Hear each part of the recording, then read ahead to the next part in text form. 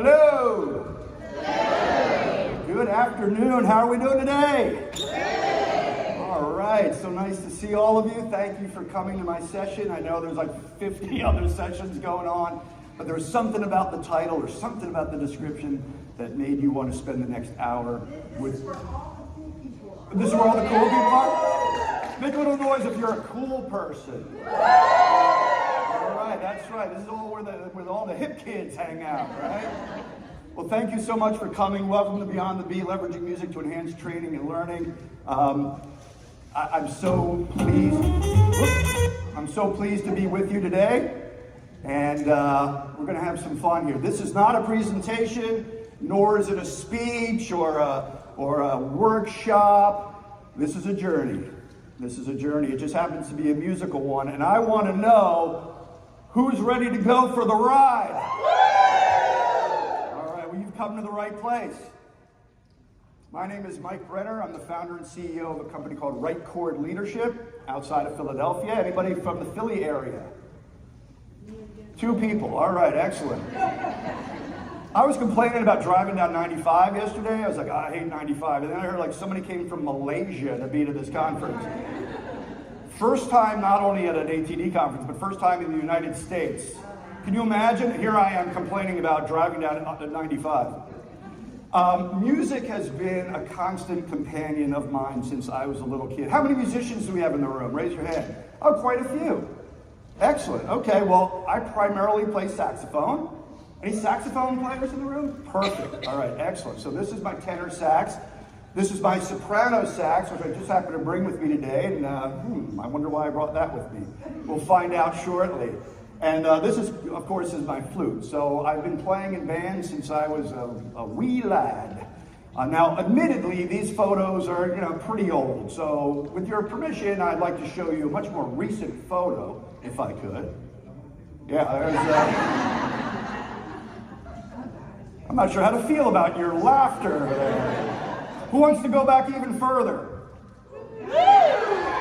Oh boy. Who wants to go back even further? Oh, what was going on? Oh. What was going on in that basement? I don't know. My fashion sense hasn't evolved much since those days. What's that? Since I was a kid, my heroes have basically all been musicians, and I'm talking about guys and gals like Miles Davis and Beethoven and Mozart and James Brown and Prince and Jimi Hendrix and Bob Marley and Angus Young and Billie Holiday, Eddie Van Halen, Charlie Parker, John Coltrane. And so, informed by the gifts of these incredible musicians and many, many others that I haven't put on the screen here, is kind of how this session was born. For about 10 years now, I've been incorporating music into my leadership and team development programs.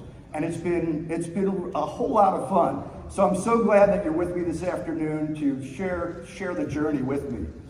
Let's, I thought, how can I start this program or this journey in kind of a fun way? I want you to all imagine that you're on a secluded island, right? You're on an island all by yourself, right? A deserted island. That's the word I'm thinking of.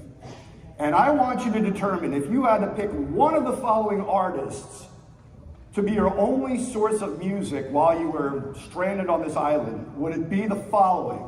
Beethoven, Boyz II Men, the Beach Boys, or Beyonce? Share with your partner, go.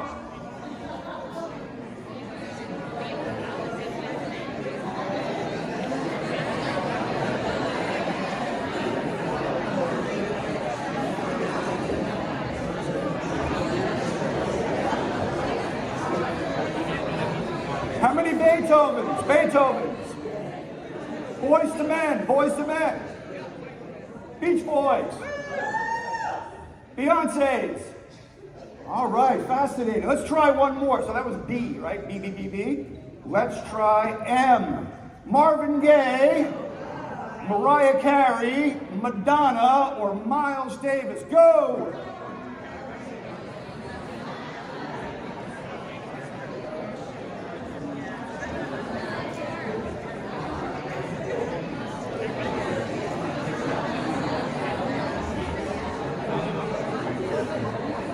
Marvin Gaye.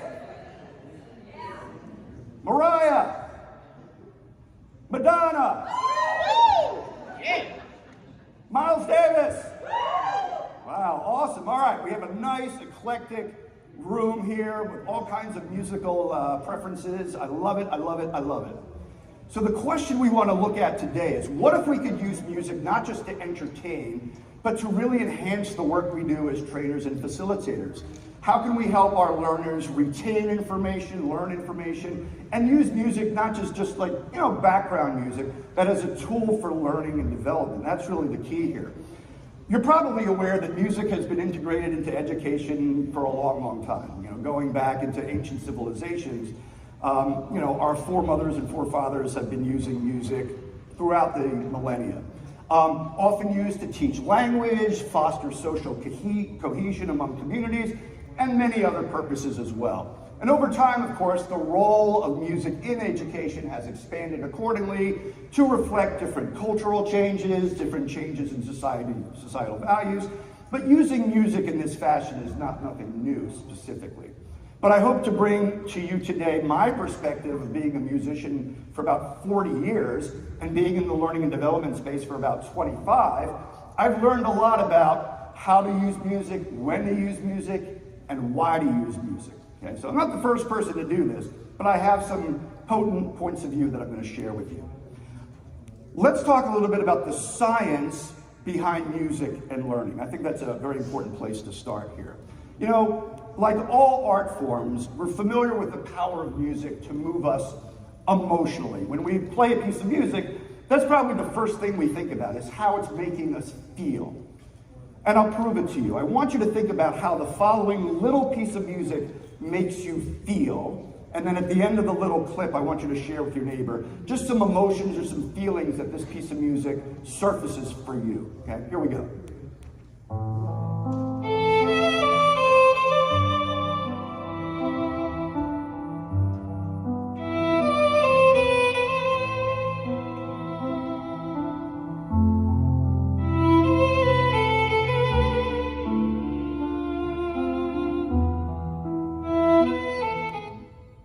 Okay, share with your partner.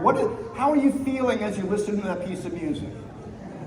Angry, sad, jubilant?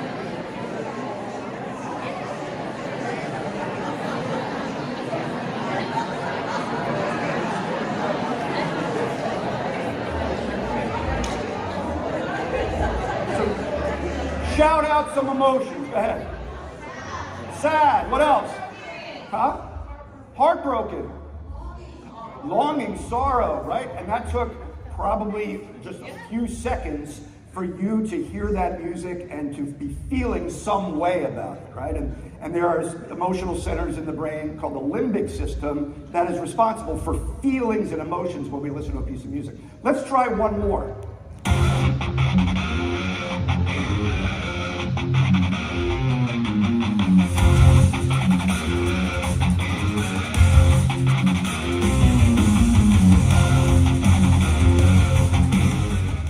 All right, go. What does that make you feel? How do you feel?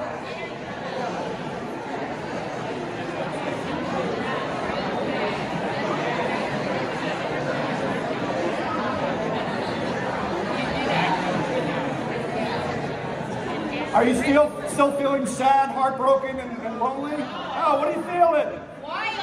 Huh? Wild. Vital? Wild. Oh, wild. Yeah, wild. Wild. What else? Huh? Alive. One more. Scared. Okay, yeah. So the idea of music moving us emotionally, we've all experienced that. But interestingly, music has a lot more influence on us and our brains than just emotional impact or emotional effect. Let's take a quick look at this little video that gives us some insight into all the different ways that music can affect us, not just emotionally. So what's going on when we listen to music? We visited the USC Brain and Creativity Institute, where I had my head examined, literally. to try to figure it out. I'm going to go into this fMRI machine, a tiny tube will surround me, we'll get a baseline reading of my brain, and then I'm going to listen to some music, and we're going to see how my brain responds. Just close your eyes, relax, and try and get into the music as best you can, okay? And here's what we saw. These are scans of my brain. The areas in red are where my activity is above average, in blue below average. And as you can see, there's red activity all over my brain, not just in one specific area. 25 years ago, the idea was that language is in the left side of the brain and music is in the right side of the brain. But now that we've got better quality tools, higher resolution neuroimaging and better experimental methods, we've discovered that's not at all right. How does that play out in different regions of the brain? When music enters and then gets shuttled off to different parts of the brain, it stops at specialized processing units in auditory cortex. They track loudness and pitch and rhythm and timbre and things like that. There's visual cortex activation when you're reading music as a musician or watching music. Motor cortex when you're tapping your feet, snapping your fingers, clapping your hands. The cerebellum, which mediates the emotional responses. The memory system in the hippocampus, hearing a familiar passage, finding it somewhere in your memory banks. Music is going on in both halves of the brain, the left and the right, the front and the back, the inside and the outside. According to Levitin, music we enjoy triggers the brain's internal opioid system. Yes, opioid system. And just like the opioids that come in pill form, these chemicals make you feel good and help relieve pain. And music you don't like, well, that releases cortisol, the notorious stress hormone. Just when I discover the answer to one thing, 5 new questions pop up that are more interesting than the first. And I gained an appreciation for how complex the music making and music listening system is. It's not demystified for me at all. It's more mysterious than ever. La la la, la la la. Yeah, so music is affecting and impacting so many different parts of our brain through its complex combination of rhythm, melody, and harmony. Our hippocampus is being stimulated by music. So, I remember when my grandmother, who was suffering from dementia in the older years of her life, she couldn't remember a lot of things, but she would hum songs from her childhood, right? It was remarkable how music was still there where she had really lost the ability to communicate otherwise. Music also impacts our prefrontal cortex, where we pay attention to things and where we concentrate and focus. Music can embellish that part of our brains as well. Motor skills, especially if we're playing an instrument, but even if we're not, if we're dancing, moving to the beat, right, our motor skills center of the brain is being activated, and these parts of our brain called Broca's area and Wernicke's area, where language and speech, our ability to speak kind of comes from. So what does this mean for us as trainers, ATD members? Well, it means that because music activates such a wide range of brain regions, it makes it perfect as a tool for enhancing and embellishing learning, right? The question then is, how do we use it most effectively? How do we use it most effectively? We know that all these areas of the brain are getting lit up like we saw in the video. So how can we use it the best way? So I'm going to start here by talking about actually playing music, because playing different types of music yields different results in the learner. And depending on what you're doing as a trainer or facilitator, you're going to want to think about the type of music you may or may not want to use. I'm then going to pivot to the actual use, not of playing music in the background, but of incorporating music, performing music as a possible exercise or activity to facilitate learning. But first, let's talk about different types of music. The first type of music I want to talk about is the type of music that enhances or embellishes focus. Focus. And what I found in my experience, and the research sort of backs this up, is classical music, maybe no surprise, is ideal for activities requiring focus. Classical music, bless you, can create a calm atmosphere that reduces distractions, embellishes concentration. Classical music, I found, is excellent to play in the background if you're having attendees solve problems, like putting puzzles together or building objects. How many of you have ever done the marshmallow tower exercise? Yeah, a lot, right? So when I do it, I put on a little classical music in the background because I just find that's a really appropriate music for that kind of exercise. or even playing certain games, okay? Classical music can also reduce stress and anxiety, obviously helping to create an ideal learning environment. So there's no shortage of classical composers. You got Mozart, you have Bach, you have Beethoven, you have Vivaldi. What might a piece of music sound like if you wanted to use it in these circumstances? Well, maybe something like this.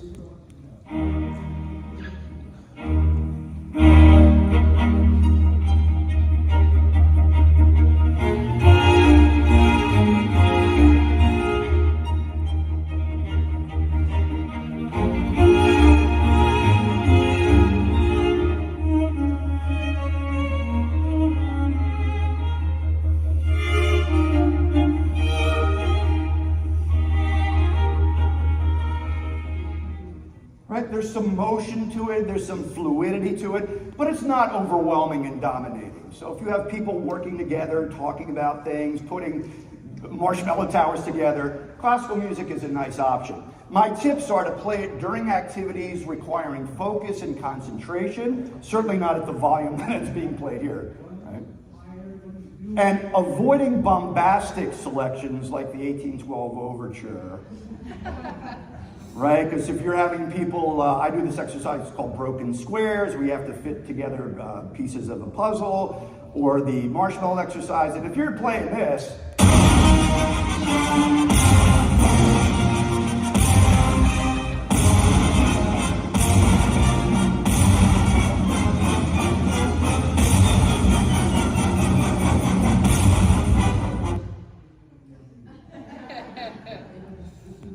not so great. Now, I love the 1812 Overture, but as a way to enhance learning in the training room, not great.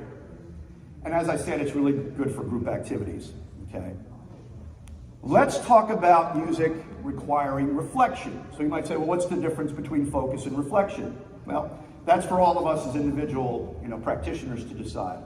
But when I need to do a self-reflective exercise or have people sort of in a space where they're thinking about their habits, they're thinking about the way that they lead, I find the following types of music to be most appropriate. The first is called minimalist or ambient. Minimalist or ambient. What minimalist or ambient music does is create a calm atmosphere because of its soft textures and its slow tempos can foster a sense of relaxation, calm, and lower anxiety. Okay? Minimalist and ambient music can also minimize distractions in the environment. It tends to fade into the background. It's there, but it's not there, right? It's very subtle, and I'll play some examples in a moment. One of the things I found this type of music does really well is foster what the research calls daydream mode. It's often appropriate if you have your participants go like, I want you to close your eyes and imagine the following, right? Quiet, sort of pensive, contemplative. This type of music is very, very effective. Some examples, you might have heard the term New Age. Depending on your chronological age, you might know some of these artists. Brian Eno, Steve Reich, Philip Glass. Okay? It sounds something like this. And again, this is just one choice. There are hundreds of options.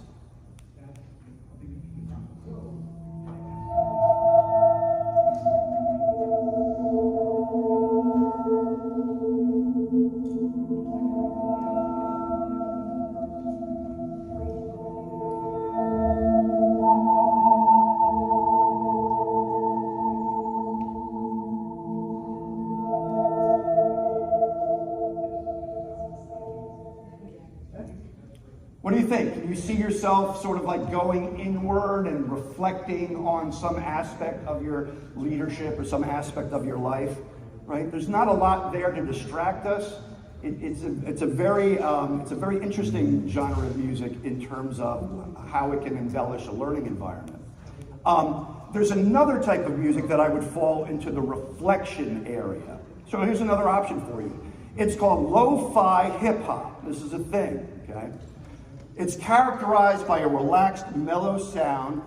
Unlike what we just heard before, there is a beat, but it's a very subtle beat. It's not pounding people over the head with it. You'll hear it in a second.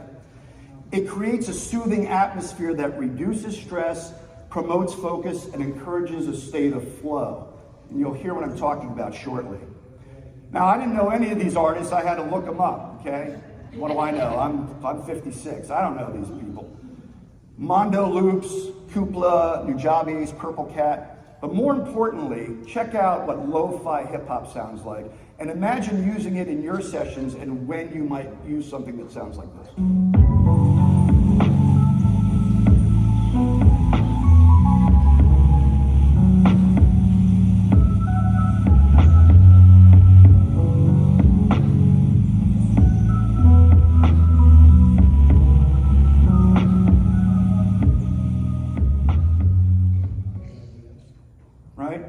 So a little different than the first example, which had no beat to it. This one adds a rhythm, but it's very subtle. Okay, so a couple of options there.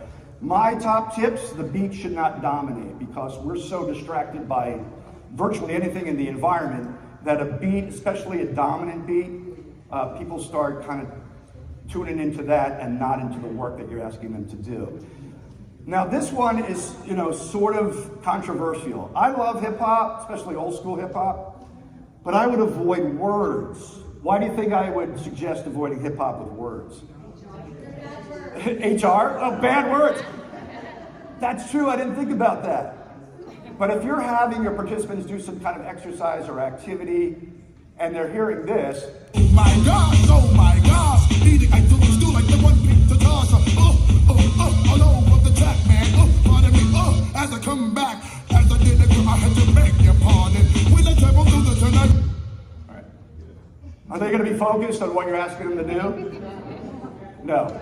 They might get up and groove a little bit, right? But they're probably not going to be focused. So I would avoid hip hop or rap with words. And I find that either minimalist ambient music or lo-fi hip hop is perfect for journaling and self-assessment exercises, like, assess yourself on your leadership skills or your influence skills or something where they're doing some kind of self-evaluation. Perfect for that. Let's talk about types of music that I find to be suitable for socializing or connection.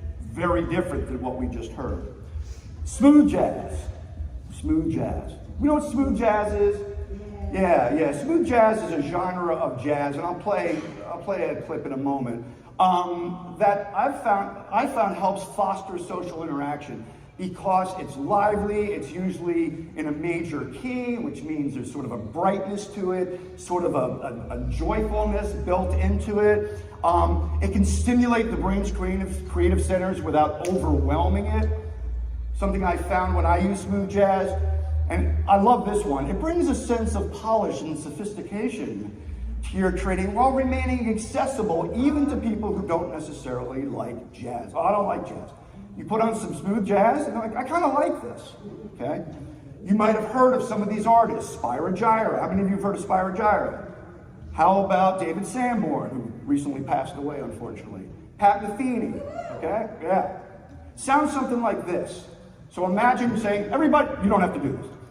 Imagine, everybody get up and in the next 5 minutes, say hi to as many people as you can. Go. And you play something like this.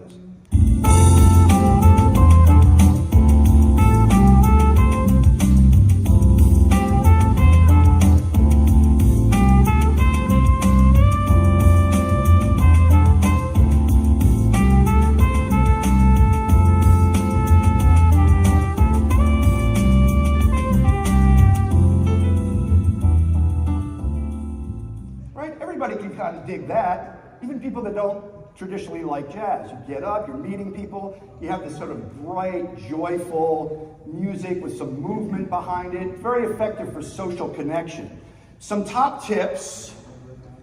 I would avoid what's typically called free jazz. Now, as a jazz musician myself, free jazz is not something I would typically listen to. It can be very distracting. There was a period of time in the 60s where a lot of the rules of jazz went out the window and many artists were just basically experimenting with free jazz or avant-garde jazz, which sounded something like this.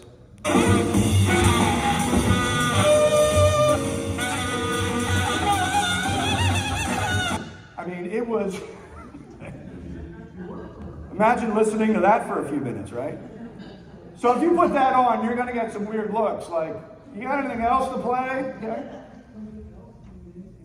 If you're gonna play more traditional jazz, and I love traditional jazz, and you heard it when you walked in here this morning, or this afternoon, I was playing some traditional jazz. It wasn't smooth jazz. It was more in the traditional vein. I would pick something that might sound something like this.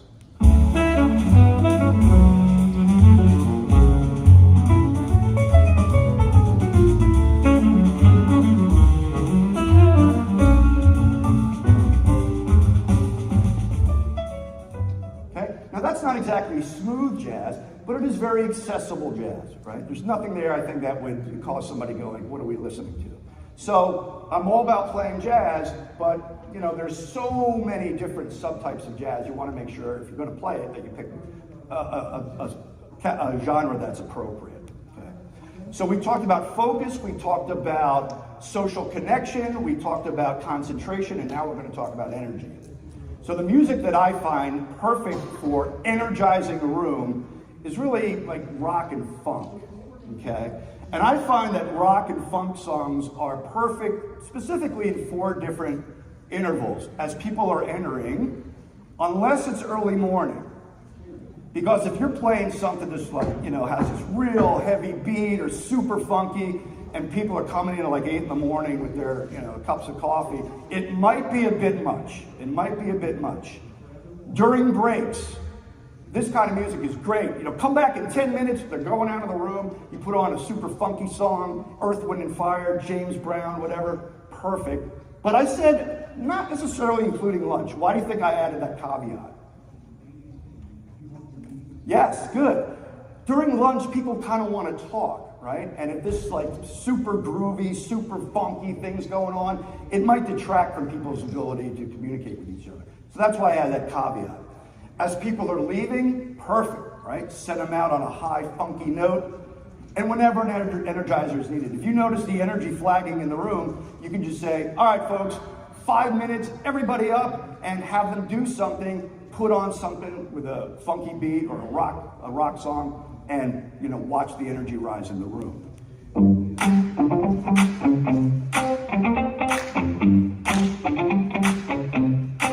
Everybody.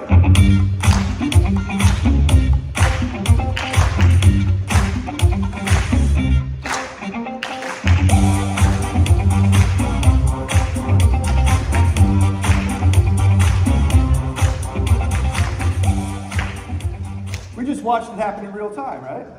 This nice woman started clapping and the energy went up in the room and everybody kind of got into it. Perfect for those times where you need a little boop, kick in the you-know-what. Now this, but Mike said rock music. Let's be discriminating in terms of what we mean by rock music. Probably not something like that. Okay. So in summary, the best types of music for enhancing focus, concentration, and creativity are typically 1, instrumental, no lyrics. 2, calming, relaxing, rhythmically steady, no sudden tempo shifts. We're talking ambient music, we're talking lo-fi hip-hop, and classical, mostly. And if you want the opposite effect, energy, fueling activity, generating momentum, people clapping along, right? Everybody up out of your seats and mingle, that kind of thing. Punchy, driving, upbeat, smooth jazz, some traditional jazz that has kind of like a boppy rhythm to it, and funk and rock. That's what I would recommend. Something that's rhythmically dynamic and gets kind of bodies moving. All right. Those are my recommendations for how to incorporate music, we might call it in the background of whatever it is you're doing, and having you to start thinking strategically about the music that you select, given the effect that you're trying to gain in the training room. Okay? So I'm going to pivot now and talk a little bit about actually incorporating music into your training exercises. And you might be thinking, how the heck am I going to do this? I'm not a musician.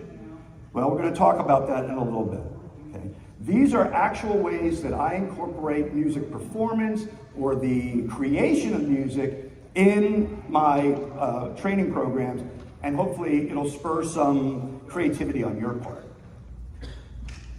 The low-hanging fruit here is music as analogy. Music as analogy, what do I mean by that? Well, for example, in a program that I deliver about communication skills, I'll show this slide, for example, right? This is a quote that's been attributed to the Irish playwright George Bernard Shaw, who said the single biggest problem in communication is the illusion that it has taken place. And if you've ever given some directions or some instructions to somebody and they go, oh yeah, I know what you want, and they come back and it's not at all what you asked for, we know what Mr. Shaw is talking about, right? There's some disconnect there.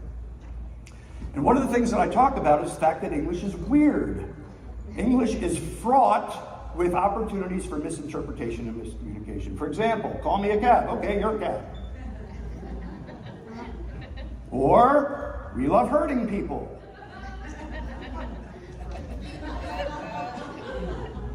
If you were driving past that sign, would you put it in reverse and take another look at it? Because I think the good people of St. Martha's Episcopal Church, they didn't necessarily mean what's on the sign. They actually meant what?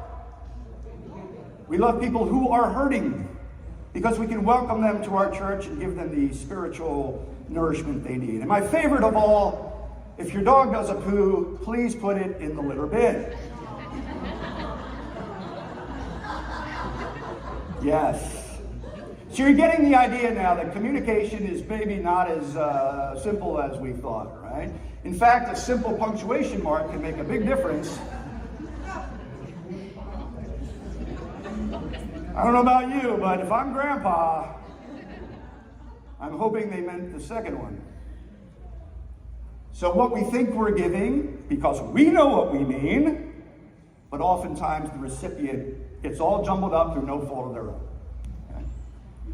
And then I'll go on to share some familiar phrases and words that we use every day at work that are potentially problematic in terms of comprehension. Right? Why might the simple phrase ASAP be problematic if we're trying to communicate effectively? What's that? Right, my as soon as possible may not be your as soon as possible. Same with soon, same with right away, etc., etc.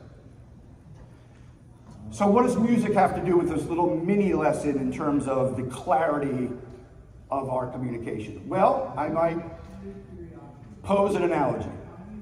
So here's John Coltrane, legendary saxophonist, and toward the end of his career in the late 60s, he started to get a little wacky in terms of his style of playing. It definitely fell into that free jazz category. So I might say, how often does your communication resemble what John Coltrane is playing here?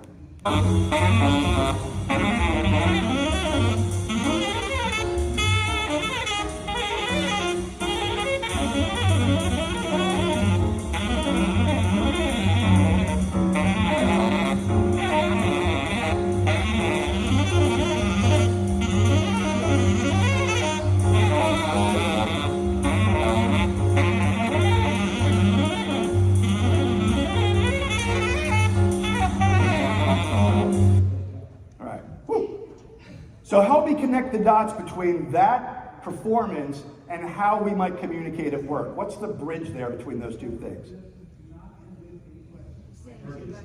What's that? Saying too much at one time. Exactly, right? We're just blowing people away when we present, when we talk, when we write emails. You know, you get the email with the 5 paragraphs, or somebody says, how was your weekend? Well, let me tell you, off to the races, right? We fire hose people with information, and oftentimes it kind of feels like what we just heard, okay? So then I say, let's contrast that performance with this performance by Louis Armstrong. And notice the difference in how each of these artists is communicating. And by the way, the pianist you'll see in this clip is Duke Ellington. Okay? Notice the contrast between this form of communicating and what we're about to hear.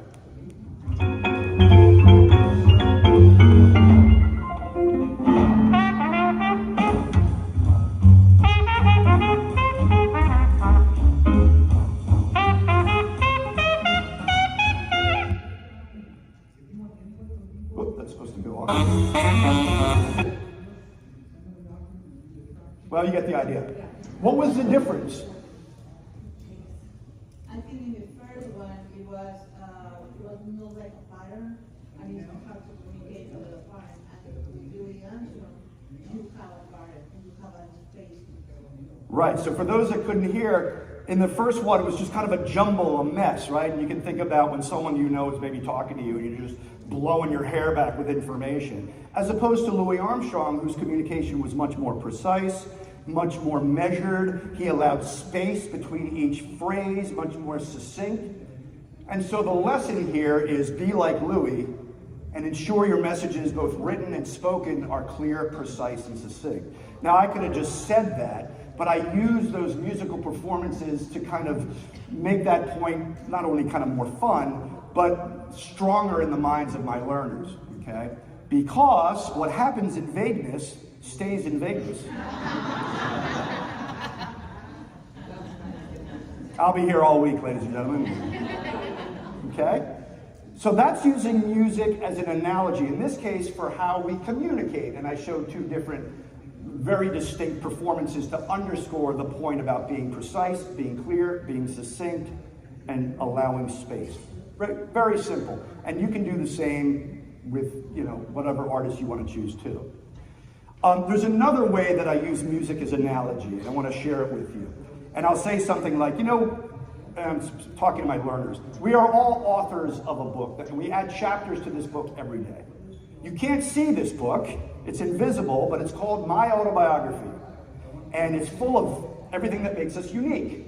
Our values, our beliefs, our opinions, our upbringing, our family, and no two autobiographies are exactly the same, which is kind of cool because I like meeting people with other autobiographies, people from other countries, trying different foods, right? The fact that we have different autobiographies is kind of cool, except when it's problematic.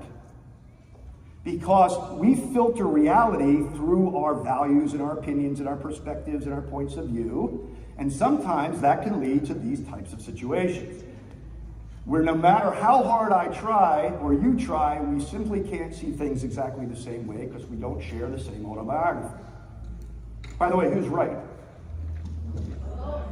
Huh? They're both right. Oh, yeah, I thought we lived in a world of dichotomies, right? Left and right, up and down, cat and dog, vanilla and chocolate, Democrat or Republican, boy or girl. You mean to tell me that they're both right? Yes, because it depends on their what? On their perspective, on their perception. Here's another variation on that same theme. So I'm making the point that if here is a problem or a challenge or an issue, it's possible to look at that from very different perspectives, okay? So what does music have to do with this? Well, I will probably talk about our styles, particularly our personalities, our temperaments, our work styles. How many of you are familiar with DISC? D-I-C, okay. So I could use dominant, influential, steadfast, and conscientious, right? D-I-S-C. But I'm a musician. So I want to have some fun. I want to incorporate music. So as I play these four instruments that correspond to the four disc styles, I want you to think about which of these is most like you. Here's the first one that corresponds to the D.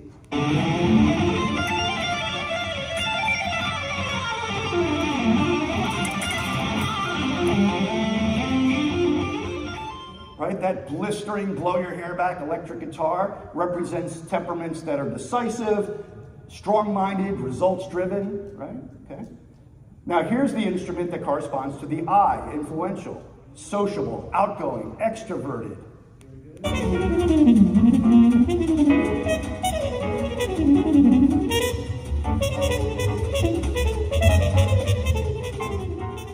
Right? You know somebody in your life who is like that trumpet all the time?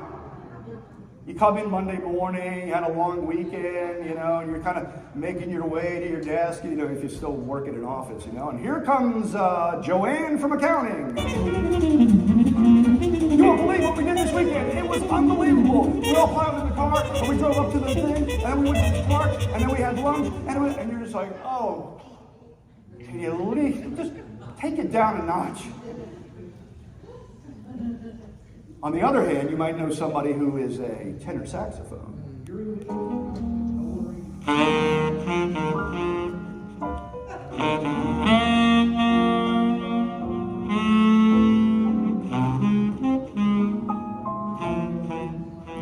Smooth like butter, right? If you have someone in your life that you always turn to when you're having a bad day or a bad week, if they're a good listener, they exhibit empathy and compassion, and right? It's kind of like that warm, welcoming embrace of that tenor saxophone.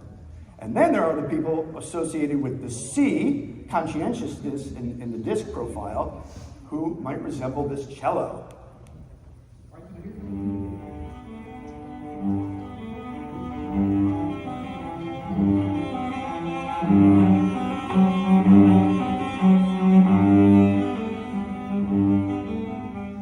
What do you notice? Very what?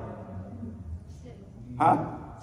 Steady, meticulous, every note in the right place, detail-oriented, logical, systematic. Okay. How do we get all these different styles playing in harmony? That's the question that is raised by the use of these musical instruments in this context. So here's what I want you to do. I want you to take 30 seconds to think about which personality type you most align with. Is it the guitar? Is it the trumpet? Is it the sax? Is it the cello? Or is it the Irish tin whistle?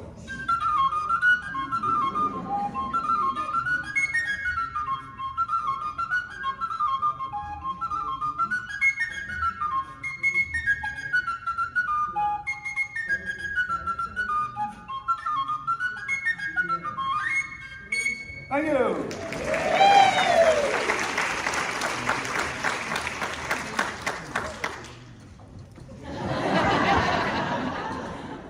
I call that the ATD jig. Yeah, if it's not an instrument that is one of those four, that's okay too. If you're not sure, choose the one that feels most like you most of the time, and brainstorm with your neighbor how your style could complement another style on a team.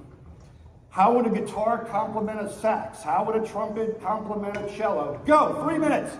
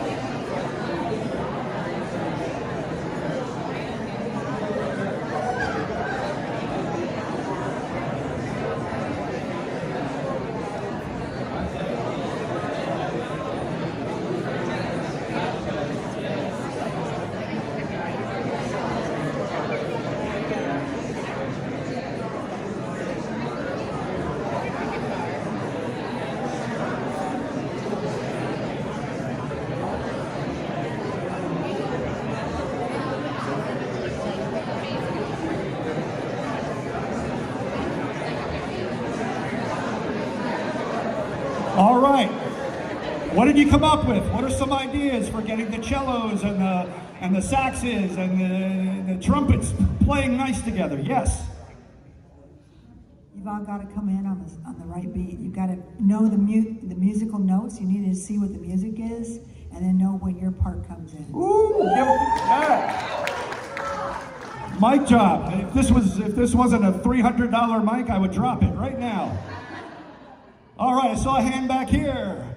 How do we get all these instruments playing nice together? Yes, sir.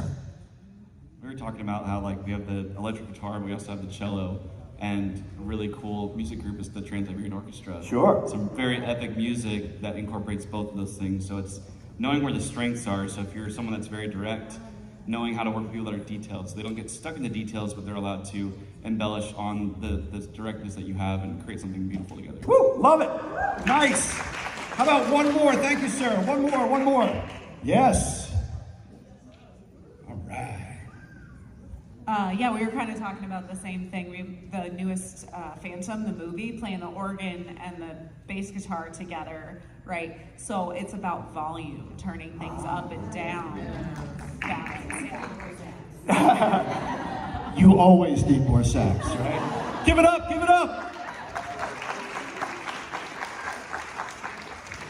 So you get the idea, right? I took something, the disc profiles or the idea of temperament or styles, and I added a musical element to it, which you can do whether you're a musician or not, right? Just be creative. Look for opportunities to utilize music any way that you find it suits your style and your audience. So let's move to number 2, sharpening listening skills with music, and I'm going to share with you the exact musical exercise that I do when I do my work around active listening and empathic communication. And it goes like this. What would you title this piece of music? What would you title the piece of music I'm about to share with you? Here we go.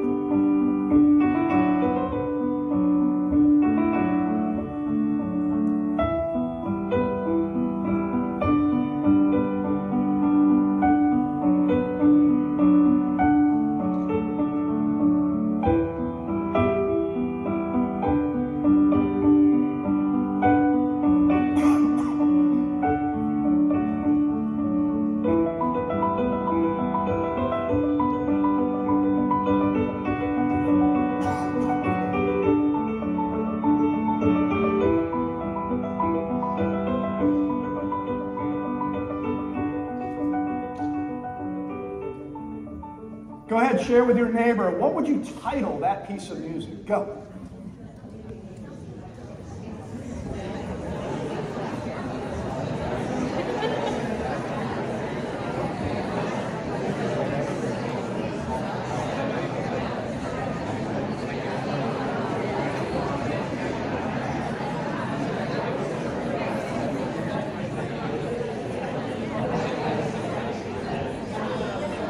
Who would like to share? What would you title that piece of music?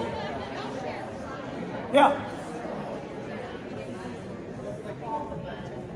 Fall in Norway. Ooh. That is so evocative. I love it. What else? Yeah. I said Waltz of the Blooming Flower. Waltz of the Blooming Flowers. That is fantastic. Yes. What is it?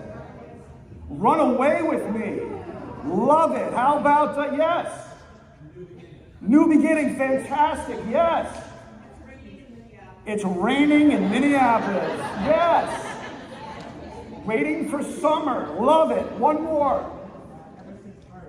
Ever Since Birth. Wow, that is fantastic. Give them a round of applause.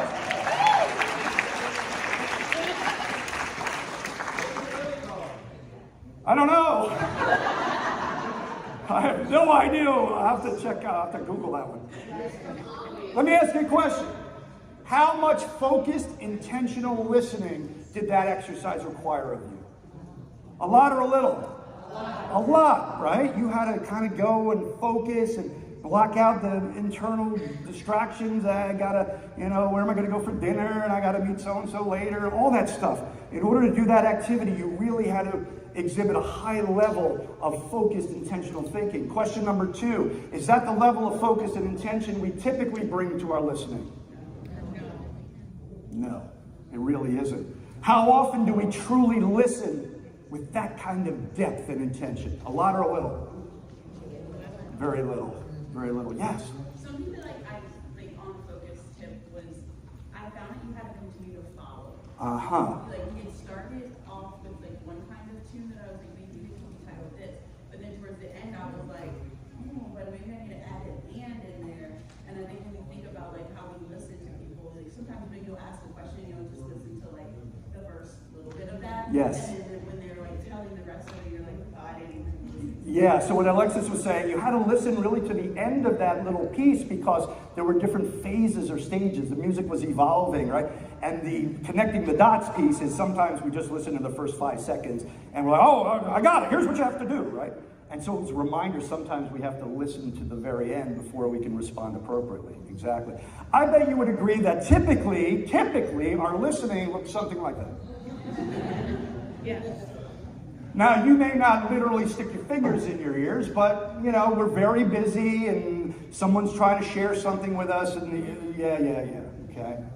Most people do not listen with the intent to understand, said Stephen Covey. They listen with the intent to reply. They wait for your lips to stop moving. Okay, right in there, okay, right? And then they're right in there with their point of view, their opinion, their perspective, and you're feeling, gee, I wasn't even fully, I didn't even complete my sentence yet, okay?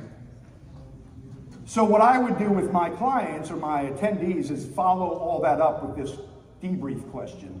What are some best practices for listening more actively and intentionally at work? I could have just asked that question, but it's a lot more engaging and a lot more fun on the heels of that listening exercise where you experience that level and that depth of intentionality and focus.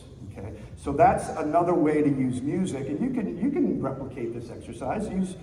Use any piece of music you want. Okay, so that's another sort of creative way that I try to use music when talking about these familiar topics like listening and communicating and stuff like that. Okay, and the final category of how I use music is actually creating music in real time. So I came up with something called the chords model, which are 6 notes, if you will, notes in quotes, that all high-performing teams and leaders play. And the 6 notes are communication, harmony, ownership, respect, direction, and support. And in my experience, when you play these 6 notes, you experience a high level of productivity, trust, and collaboration. So if I were focusing, say, on one of these notes, let's say respect, I might say something like one of the most sincere forms of respect is actually listening to what another has to say, as opposed to that. Now, I could just stand up here and talk about it, but that would not be very interesting. So I would share a quote from trumpeter Wynton Marsalis, who said, as a jazz musician, you have individual power to create the sound. That's true. But you also have a responsibility to function in the context of other people who have that power also. And that's what jazz is all about. It's not all about me coming and showboating. It's about what do I have to say, and how can you complement what I'm saying, and how can you add to the conversation. And I think the parallels with, more conventional communication, say at work, is very, very obvious.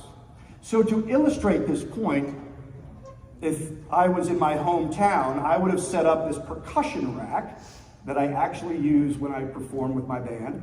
And it has all kinds of things hanging off it, like cowbells and tambourines and wood blocks and cymbals, and it's a real pain in the neck to set up. So for today, I didn't bring the entire percussion rack, but I did bring a little hand drum, which will substitute for the percussion rack. And in order to do this next exercise, I do need a volunteer to come up. I saw your hand, come on up.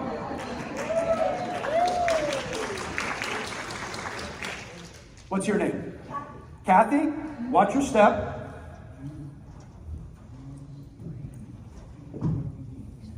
Have you ever played a hand drum before?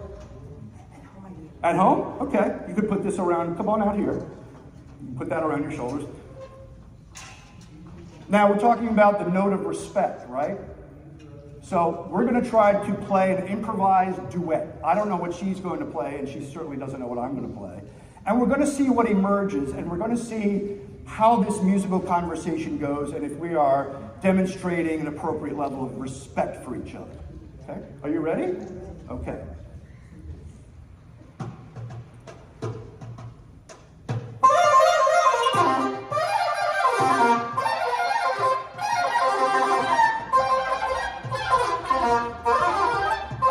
How are we doing? I mean, she did well, right? She did. How was I? What happened? I was overpowering her. What else? I'm being disrespectful. Did I care about what she was trying to express on her instrument? No, I only cared about what? Me and just blowing her hair back with my self-expression. I apologize, Kathy. Can we try it again? All right, I'm going to try to be a little bit more respectful and play that note of respect and see if we have a different musical, something different, a different musical experience.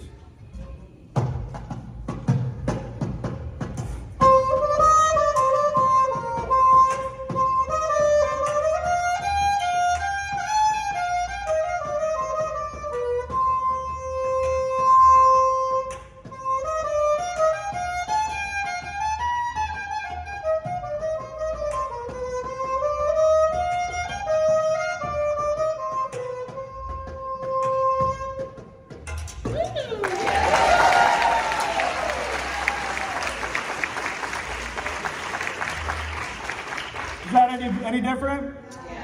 What was different about that round? It was beautiful. What was different from a behavior point of view? Yes. Body language could either show that you're interested or not interested, right? So that was very intentional. What else? Locked in, right? A lot more intentionality of listening. She started the beat and I tried to play something that complemented that beat as opposed to just what I had done the first time. What else? We both shined. Did you know we were shining? We were shining. I had no idea. Give it up for Kathy. Kathy gets my new book. Thank you, Kathy. You get the idea. So the next 2 or 3 minutes before we close, I want to share with you some potential challenges for you to consider. The first is, what if you're not a musician? Probably the first thing you're asking. And I would say, you don't have to be a musician to utilize music in your training sessions. I hope I proved that today. In fact, most trainers are not musicians. So get creative and have fun and think about some of the ways that even non-musicians can incorporate music into your work. Number 2, couldn't music be distracting?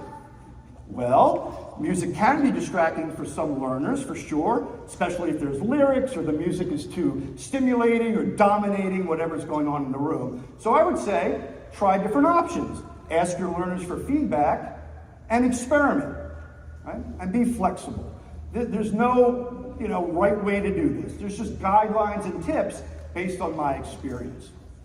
Isn't music only appropriate for younger audiences? The answer to that is no. Music is appropriate for all ages, but it's a good idea, if you can, to consider, if you're, as I did on Saturday, it was a group of 14 and 15-year-olds, right? You can barely pay attention for 10 seconds. So if I'm playing, Louis Armstrong, you're just not going to get it. So that's an example of where I might play a more musically appropriate selection for that age group. Okay? But music is a universal language. It's appropriate for all ages. How will I know if the music I choose will be effective? Great question. Good old trial and error. Use your best judgment, incorporate some of the things from today, and experiment. There's really no one right way to do this. It's fun, it's exploratory, and you'll get feedback and be like, well, maybe I won't play that there next time, right? That's why I called it a journey. Real quick, and then I'll let you go. I am not an attorney. I do not give legal advice. Would I stand up here and say, never use copyrighted music in your training? No, I wouldn't say that, okay? I've been known to do it. If I'm training in a conference room and there's no way it's going to get out to the wider world that I used a clip from, James Brown, all right? But if I'm being recorded or in front of a large audience, then I have to be a little bit more careful, okay? So Pixabay, P-I-X-A-B-A-Y, is a website where all the content is safe to use without attribution, even if you're getting paid. 98% of the music I use today was from Pixabay, and I won't tell you about the other 2%. Okay? Anyone can use the music on Pixabay without having to obtain permission or, even attribute the music to the artist. And it's great. You put in funk, you'll get 100 examples of funk. You put in classical, you get 100 examples of classical. That's a safe bet if you're concerned about the legality of using the original artist's music. So check with your legal departments and see what makes sense for you. In conclusion, folks, Plato said, music gives a soul to the universe, wings to the mind, flight to the imagination, and life to everything. Let's start using music thoughtfully, strategically, creatively, as I hope you saw some demonstrations today, so that we can all amplify the great work we do and give our clients and participants a wonderful, wonderful experience. Okay? Thank you very much. I appreciate it. Thank you. I will be signing books at 5:30 in the bookstore. I hope you'll consider coming by. And if you want to get in touch with me, my website, if you want the slides, email me, because of all the audio clips, it was too much to upload to the app. So I will send you a personalized letter of thanks and the slides if you want them. Michael at rightchordleadership.com. Don't forget the H in chord. LinkedIn, I would love to connect with you. And remember, when people work in harmony, great things happen. Thank you, everybody! Enjoy the rest of the conference.